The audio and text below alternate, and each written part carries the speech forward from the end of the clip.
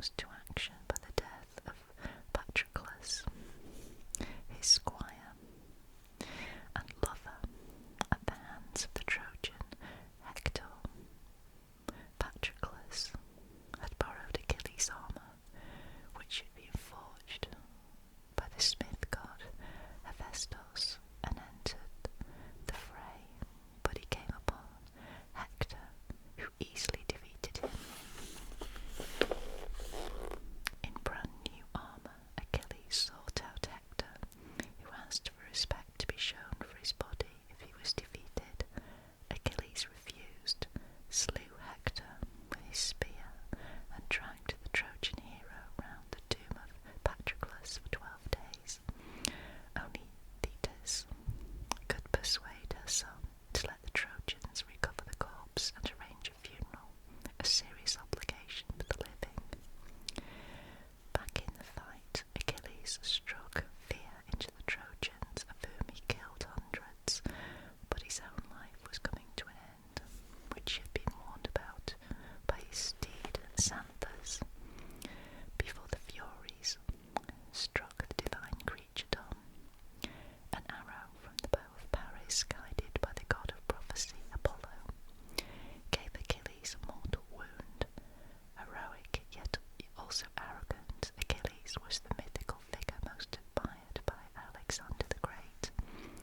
At the commencement of his Asian campaign against the Persians, the youthful Alexander participated in funeral games that were held at Troy in memory of Achilles. Okay, another bit more coffee.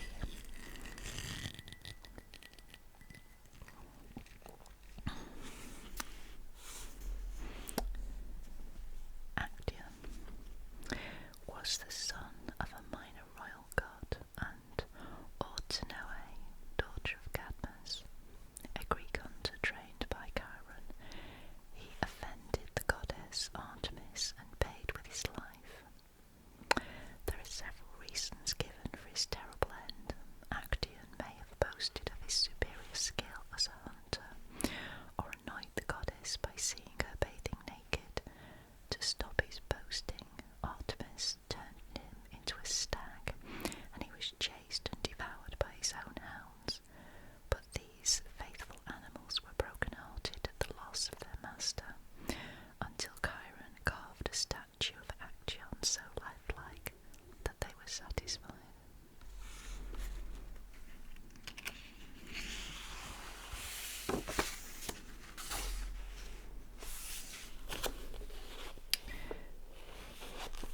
Okay, so let's read next. Agamemnon, according to Greek mythology, was the son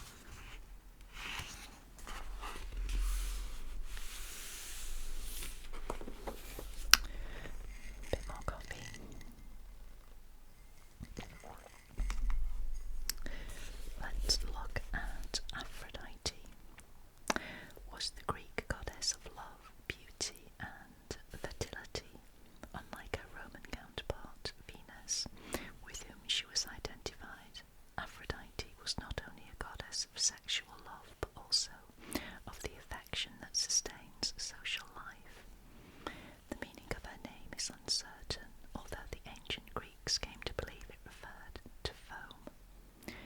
Quite possibly, this belief arose from the story of Aphrodite's birth.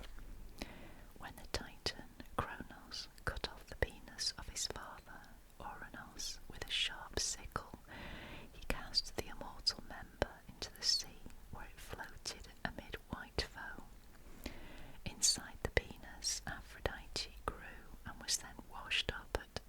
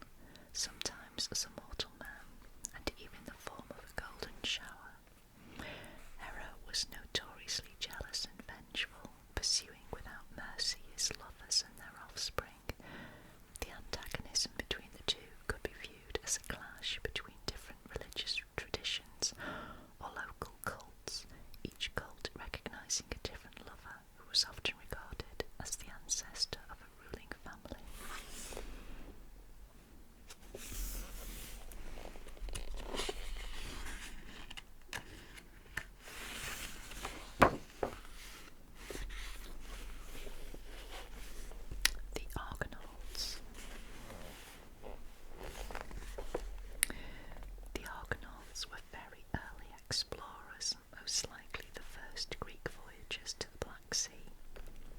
They sailed from Thessaly, where their leader Jason was the rightful king of Iolcus. According to the myth, Jason's father, Aeson, was deposed by his half-brother Peleus, who was warned at the time how he would in turn be overthrown by a man wearing only one sandal. In order to protect Jason from Peleus, Aeson had secretly sent his son to Chiron to educate the young man, like many other heroes. On reaching manhood, Jason determined to return to Iolcus and reclaim the throne. During the journey, however, he was tested by the goddess Hera, who was disguised as an old woman. She begged him to carry her safely across a swollen river, which Jason did at the cost of one of his sandals. Thus the prophecy was fulfilled. A man wearing only one sandal arrived at Iolcus to challenge Peleus. Because Jason made his intentions known at the time of a religious festival, Peleus could not kill his nephew without the risk of suffering divine disfavour, so the king told Jason that he could have the throne provided he obtained the golden fleece, which was an apparently impossible task.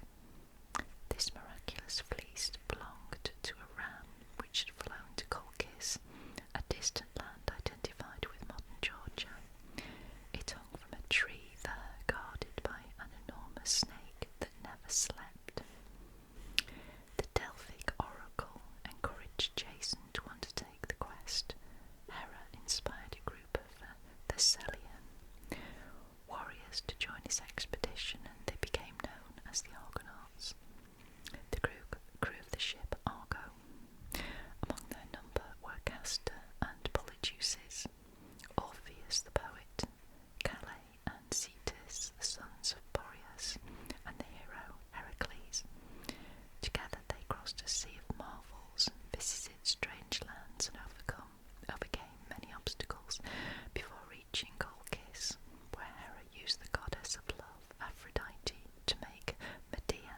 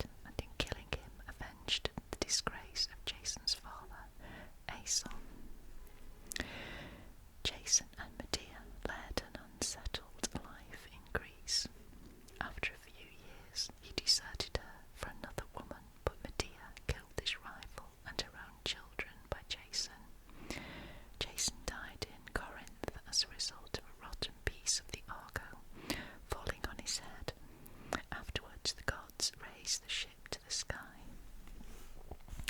and made it into a constellation. The Golden Fleece also appears in the heavens as the first constellation of the zodiac, Aries the Ram.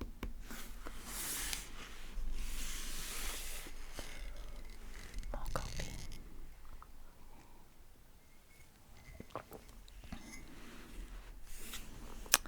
Ariadne, in Greek mythology, was the daughter of Pasiphae and King Minos, the ruler of Knossos on the island of Crete. When the Athenian hero Theseus came to Knossos to pay the annual tribute of 7 young men and 7 girls, Ariadne gave him a sword and a skein of thread that allowed him to escape from Daedalus's labyrinth after a bloody struggle with the dreaded bull-headed man, the Minotaur. Theseus and Ariadne then fled from Crete, but for some unknown reason the hero abandoned the princess on the nearby island of Dia. The deserted princess may then have become the wife of Dionysus, the god of ecstasy and wine. Local legend would suggest such a connection, although the whole story of the Minotaur was probably no more than a garbled version of far older tales of the sport of bull leaping, which dated from the pre-Greek era of Cretan history. Dionysus himself was known to the Greeks as the Roaring One, a bull-horned god who was full of power and fertility.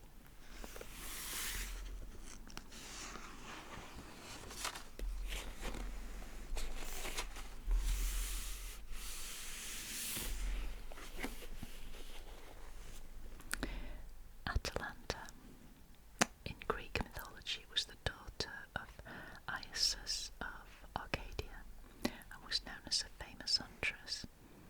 As an unwanted daughter, she was exposed and left to die on a mountainside, but was suckled by a bear and later brought up by hunters. This experience may have inclined her to manly pursuits. She even tried to enlist with the Argonauts, but Jason refused her because the presence of one woman on the ship might cause jealousies amongst them. Atalanta's most